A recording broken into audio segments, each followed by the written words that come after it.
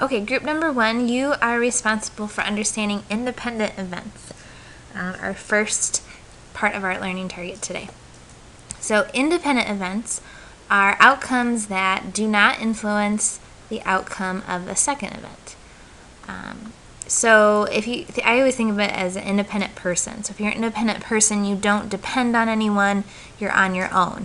So that's what independent events are. They're kind of their own thing.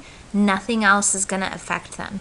So when we're talking about independent events, there's usually 2 things that are happening. So in our first example, you have that you're going to roll a die, 6-sided die, and you're going to flip a coin. So those are 2 different events with different outcomes, and if we are going to find the probability of different things, whatever you get on this die has nothing to do with what's going to happen on the coin. They're totally independent of each other. They don't affect each other whatsoever.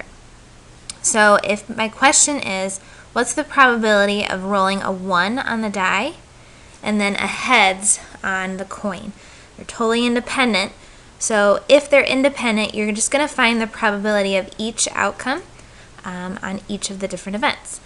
So the probability of rolling a 1 on a 6-sided die is going to be 1 out of 6. And the probability of flipping a heads is going to be 1 out of 2.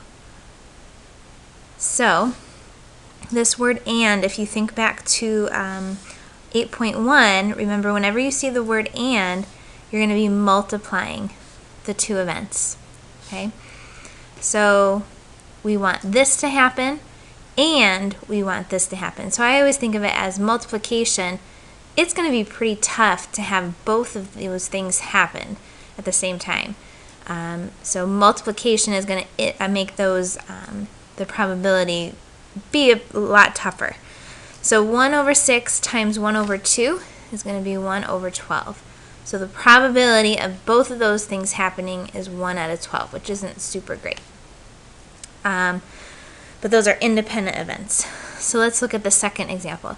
So same thing, I'm rolling a die and I'm flipping a coin. So what's the probability of rolling an even number on the die? Well, there's 3 even numbers out of a total of 6. And a tails is going to be 1 over 2. We want both of those things to happen. We want this and this. So we're going to be multiplying those 2 things together. So we get 3 over 12, and we always make sure that we simplify. So it'll be 1 over 4. So this is more likely to happen than our first example because we have more chances of getting an even number here. Okay, so those are independent events. When you explain it to your group, make sure you stress that the 2 things that are happening cannot, they don't influence each other at all. They don't affect each other.